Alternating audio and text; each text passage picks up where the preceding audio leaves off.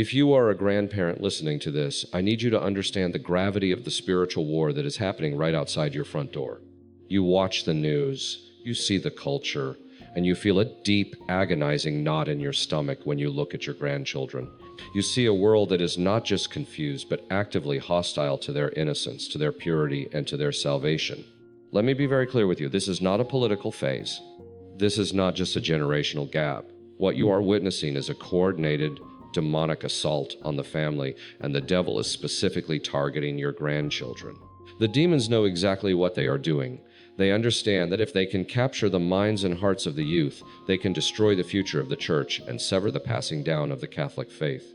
The devil looks at your grandchildren and sees a prize. He uses the culture, the screens in their hands, the schools, and the media to whisper lies into their ears, lies about who they are, lies about right and wrong, and lies about God. And perhaps the most terrifying part for you, as an older believer, is the feeling of absolute helplessness. You sit in your home, praying your rosary, watching them drift away, wondering if anything you say or do even matters anymore. You might feel like your voice has been silenced by a culture that tells the elderly they are obsolete and out of touch. The enemy whispers to you, it is too late. The culture has already won. There is nothing you can do. Do not believe that lie. Heaven does not view you as obsolete. In the realm of spiritual warfare, grandparents are meant to be the heavy artillery. You are still here, still breathing, because God has appointed you as an intercessor and a spiritual guardian for your family's bloodline. You possess a level of spiritual authority and intercessory power that you are likely not using to its full potential. The devil wants you to despair so that you will stop fighting. But God has kept you alive for a reason. Today we are going to look at 3 specific powerful things every grandparent must do to fight back against this demonic influence. Your grandchildren do not just need your affection, they desperately need you to stand in the breach for their souls. And that work begins right now. Now, let us get directly to the first thing God is demanding of you right now in this spiritual battle. Number 1, you must convert your physical decline and your daily crosses into spiritual ammunition. The modern world tells you that getting older is a tragedy. The culture dictates that your aching joints, your sleepless nights, the loss of your independence, and your physical ailments are just meaningless miseries to be medicated or complained away. But in the realm of traditional Catholic theology and spiritual warfare, your suffering is the most potent spiritual currency you possess. The demons targeting the minds and purities of your grandchildren are not going to be driven out merely by good advice, a polite conversation, or a text message. Scripture is very clear. Certain demonic strongholds can only be broken by prayer and fasting. But you might say to me, Father, my body is failing. I take 5 medications a day. I am 80 years old. I cannot do rigorous fasting on bread and water. You do not need to. God, in His infinite providence, has already provided your penance through the natural crosses of aging. When you wake up in the morning and your body aches, do not just endure it passively. Offer it up. Make a specific, intentional act of the will. Say, Lord, I offer this physical pain for the protection of my grandson's innocence. I offer the loneliness of this afternoon for the salvation of my granddaughter who has walked away from the Sacraments. When you voluntarily unite your involuntary suffering to the cross of Jesus Christ, it becomes weaponized grace. Demons are absolutely terrified of redemptive suffering. A demon operates purely on pride, ego, and the absolute rejection of the cross. When the enemy looks at your family line and sees an elderly man or woman sitting in a quiet room, enduring physical agony with patience, and offering it as a sacrifice for the soul of a rebellious teenager, it blinds them. It shatters their diabolical influence. Your physical weakness is exactly what God wants to use to crush the enemy's grip on your grandchildren. Stop wasting your pain. Weaponize it. The second thing God is demanding of you as a grandparent is this. You must become a vessel of transmission for a wisdom that the modern world has intentionally tried to bury. We live in an age of information overload where our grandchildren are bombarded by millions of opinions, fake news, and moral relativism on their screens every single day. They are smart in the eyes of the world. They can navigate a smartphone. They can research facts. They can explain the latest trends, but they are starving for wisdom. They are starving for the truth about the human condition. You are the bridge between the past and their future. You carry in your soul a lifetime of discernment that no internet search engine can ever replicate. You have seen what happens when pride is left unchecked in a family. You have learned the hard way that money is fleeting, but character is eternal. You have discovered that faith is not a feeling, but a decision made in the midst of trials. This is the wisdom the devil desperately wants to die with you. He wants your grandchildren to remain unanchored, tossed about by every wind of doctrine, precisely because you didn't pass down the why behind the what. You might be thinking, but they don't listen to me. They think I'm old-fashioned. Listen carefully. Wisdom does not need to be invited in with a formal lecture. It is offered through the patient, humble sharing of truth. When you are with your grandchildren, do not just make small talk. When the opportunity arises, and do not be afraid to be radically honest, tell them, I walked that path once. It looked like happiness, but it ended in emptiness. Hold on to God here. This season will pass. You are not there to be their peer or their friend. You are there to be their ancestor in the faith. You have a holy responsibility to teach them how to discern the spirits. When they are confused about the noise of the world, speak into their lives with the calm authority of someone who has seen generations rise and fall and who knows that Jesus Christ alone is the rock that does not move. Do not let your wisdom be buried with you. While you still have the breath and the presence, pass it on. This is the second battlefront, and you must hold the line. We arrive now at the third and final duty of your life as a grandparent, a duty that is perhaps the most critical in this age of decay. You must become the spiritual guardian of your lineage. The modern world tells you that your role is to sit back, watch from the sidelines, and enjoy your leisure. That is a lie of the enemy designed to neutralize the most powerful spiritual force in the family, the prayer of the elder. You are not merely a relative. In the eyes of God, you are a spiritual sentinel. You are the watchman at the gate.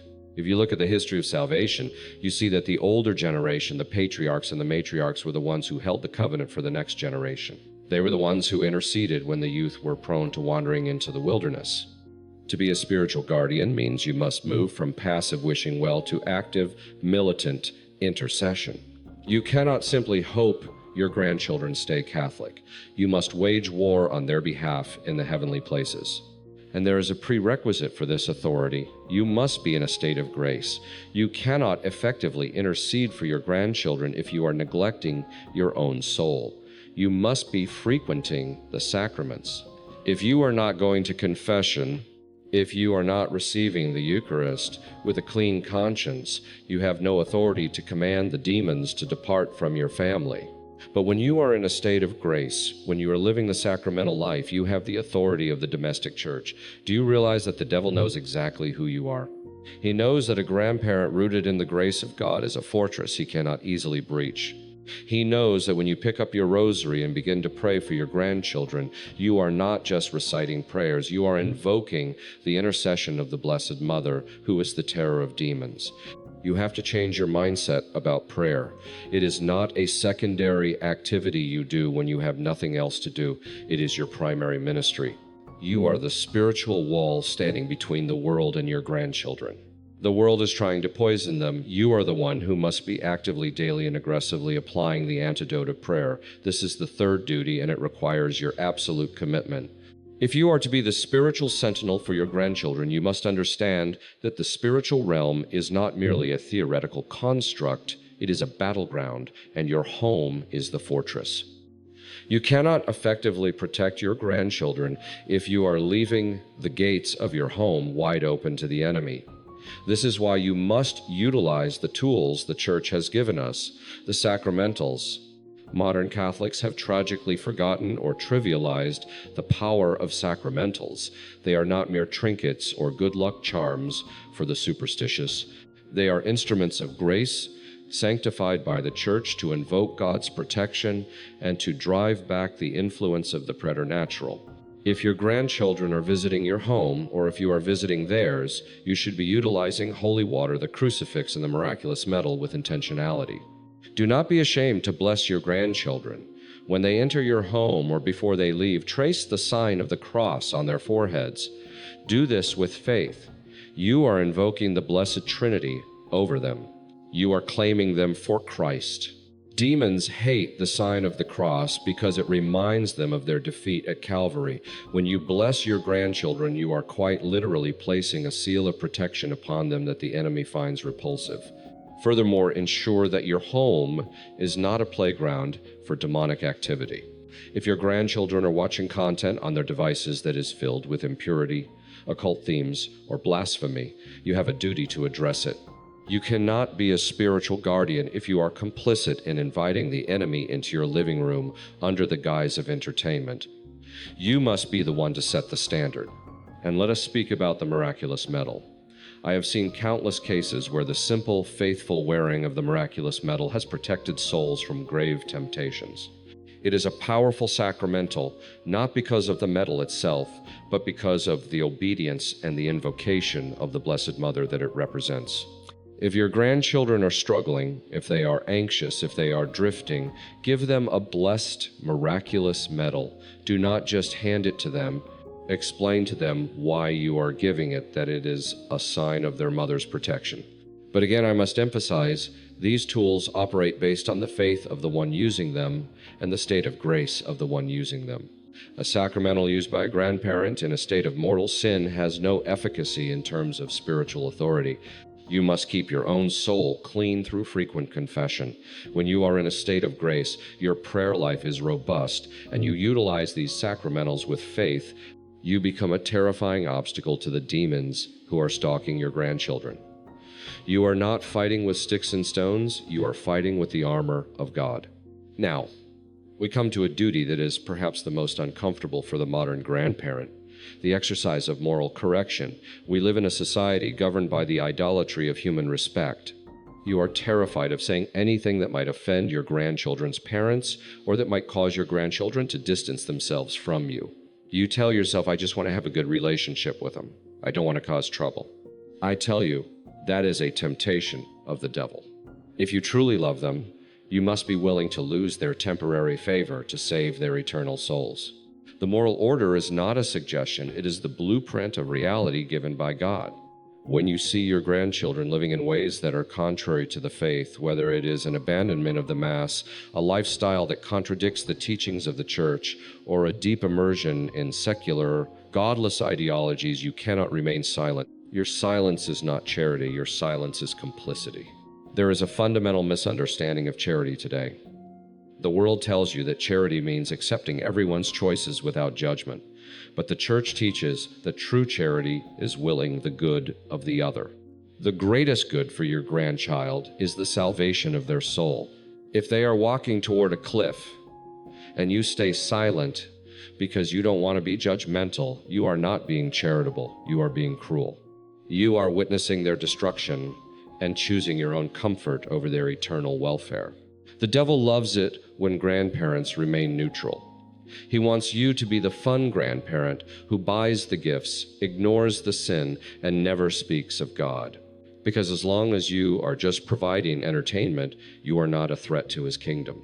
But when you begin to hold the line on the truth, when you speak with the authority of the gospel, even when it is met with eye rolls, anger, or distance, you are striking a blow against his influence. You must be wise in how you do this. You are not to be a nagging, bitter voice. You are to be a witness to the truth, presented with unwavering clarity and supernatural love. If the parents have failed to teach the faith, or if they have actively worked against it, you have a solemn duty to provide the corrective lens through which your grandchildren see the world. Correcting them is not about you being right. It is about them understanding the objective reality of God's laws. It requires immense humility and immense fortitude. But understand this, on the day of your particular judgment, God will not ask if you were popular with your family. He will ask if you did everything within your power to bring them to the truth. We now arrive at a directive that is often the most difficult, yet it is arguably the most essential for the long-term spiritual health of your family line. You must forgive deeply and intentionally break the generational chains. As you enter the evening of tea and life, tea and luxury, you may think you have the luxury of holding on to past grievances. You may believe that the betrayals, the harsh words, and the injustices you suffered 30 or 40 years ago are simply a part of your story that you are entitled to keep. I am here to tell you that this is a grave error. Unforgiven pain does not fade with time, it settles. It hardens within the soul like a calcified stone, and it turns into a bitter root that poisons the soil of your family. Understand the spiritual physics of this. When you hold on to resentment, you are not punishing the person who hurt you. You are, in fact, binding yourself to them in a spiritual knot, and worse, you are creating an atmosphere of bitterness in your home that your grandchildren will inhale like toxic air. The patterns of family life, the silence, the cold shoulders, the favoritism, the grudges, these are not accidental. They are generational chains. They are spiritual inheritances that you are passing down to your grandchildren. If you do not break these chains, you are essentially handing the devil the keys to your family's future. Forgiveness is not, as the world suggests, a way of pretending that what happened was okay. It is not an erasure of the truth. True forgiveness is an act of the will. It is a deliberate, supernatural choice to relinquish the debt that you feel is owed to you. Scripture is absolute on this. Forgive just as in Christ God forgave you. This is not a suggestion, it is a command. If you die with unforgiveness in your heart, you will carry that poison into eternity. You want to finish your life light of heart, light of soul, unburdened by the debris of the past. The grace to forgive is available to you, even if you do not feel like it. Ask God for the grace to forgive. If you cannot forgive your children, your siblings, or those who betrayed you, you are restricting the flow of God's grace in your family. You are the patriarch or the matriarch of this family. You have the power, through the grace of the sacrament of penance and your own act of the will, to clean the family line. One phone call, one conversation, or simply a deep, agonizing release in your prayer given over to Christ can change the spiritual climate of generations you may never even meet. Break the cycle. Do not let your resentment outlive you. Finish your life by being the one who finally said, I release this debt because Christ released mine. We now arrive at a duty that is often overlooked in the spiritual life, yet it is absolutely vital for the survival of your family's faith. You must defend the intellect of your grandchildren. We are currently living through the most dangerous period of intellectual subversion in the history of the West. Your grandchildren are being systematically taught to reject objective truth, to despise the natural order, and to view the Catholic faith as a collection of antiquated myths. They are being fed a steady diet of secular humanism, disordered ideologies, and moral relativism from the moment they walk into a classroom or unlock their tablets. You might be tempted to say, Father, I am not a theologian. I am not a teacher. I don't have the education to debate these sophisticated arguments. That is a defeatist mentality. The enemy relies entirely on your silence and your perceived ignorance. If you do not know the faith, if you cannot explain why the church teaches what she teaches, you are effectively defenseless, and you leave your grandchildren defenseless too. You have a solemn duty to educate yourself. You cannot defend what you do not understand. You must become a student of the faith. You need to know how to answer the common objections against the faith. When your grandchild comes to you, confused by a secular narrative they encountered at school or on the internet, they are looking for a rock to stand on. If you respond with, well, that is just what they tell us in church, you have lost the battle. You have surrendered the ground.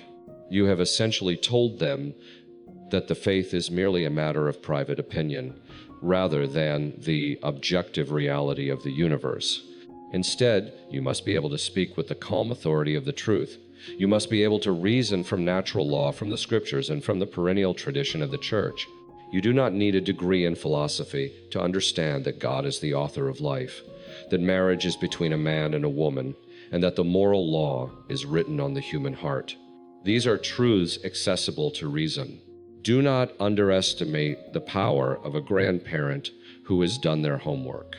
When you can articulate the truth, not as a personal opinion, but as a reflection of reality, it commands respect, even from those who are hostile. It creates a sanctuary where the truth is taken seriously. You are fighting for the rational capacity of your grandchildren.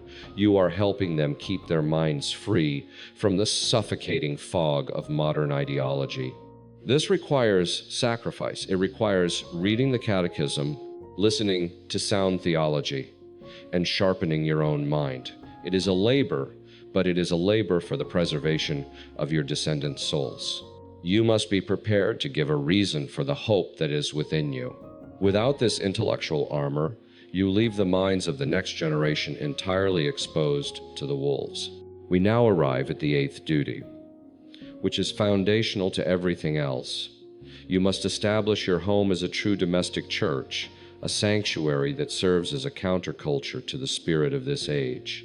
If you want to protect your grandchildren from the moral and intellectual decay that is ravaging their generation, you cannot simply rely on occasional advice or verbal instruction. You must immerse them in an environment that naturally breathes the faith. A Catholic home is not merely a residence with a few holy pictures on the wall. It is a spiritual fortification, a place where the influence of the world is intentionally filtered out. The devil thrives in the chaos, the noise, and the visual filth of the modern world. He wants your grandchildren to be constantly accustomed to the sensory overload of secular media, which dulls the soul, scatters the intellect, and makes the quiet, still voice of God impossible to hear. If your home is just as noisy, just as secular, and just as distracted as the rest of the world, you have surrendered your territory. Your home must be a place of order, of reverence, and of silence. Start with the tangible. Does the air in your house feel different when they walk through the door? Is there a designated space for prayer? Are you praying the Rosary as a family? If your grandchildren are in your home, they should be seeing you pray.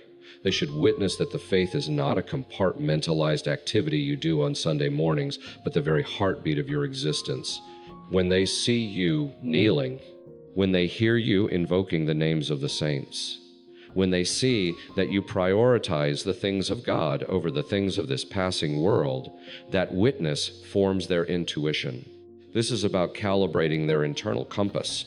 If a child grows up in an environment where the crucifix is prominent, where meals are blessed, where they hear the stories of the saints rather than the gossip of the culture, the world's ideology will eventually feel foreign and wrong to them. It will clash with the interior peace they have experienced in your home. You are building a spiritual culture that they will carry with them long after they leave your presence. Do not allow the spirit of the world to colonize your living room. Turn off the secular media, replace it with the lives of the saints or sacred music. Make your home a place where the supernatural is treated as the primary reality, not an afterthought. This is your territory in the spiritual war. If you do not claim it for Christ, the enemy will gladly claim it for himself. Build a fortress of faith, and watch how it transforms the hearts of the little ones who come to dwell within it. We come now to the conclusion, but in the life of grace, there is no true ending, only a transition. The final duty, the culmination of all these spiritual responsibilities, is to persevere in this holy guardianship until your very last breath. Many souls start the race well. They are fervent in their youth, active in their middle years, but few finish faithful. God is not impressed by how you started. He is interested in how you finish. You are called to be a spiritual anchor for your family. If you drift, they drift.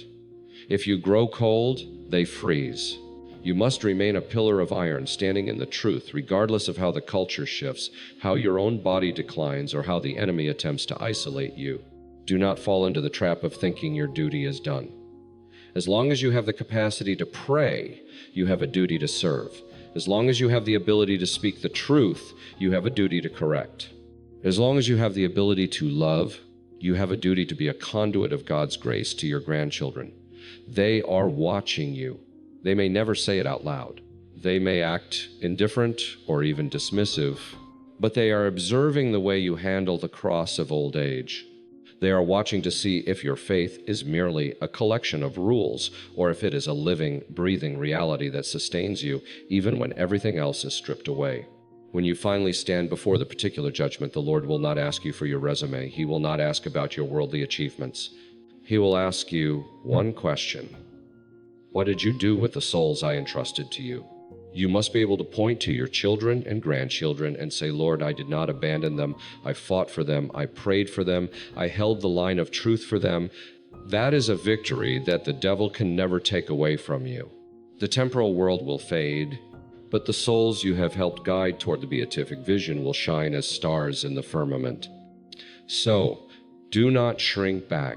The fight for your grandchildren's souls is the most important work of your final years. It is a work of love, a work of penance, and a work of profound power. You are the spiritual wall, the protector, the intercessor. Stand firm. Cling to the sacraments. Keep your eyes fixed on the crucifix. When you are tired, remember that Christ is your strength.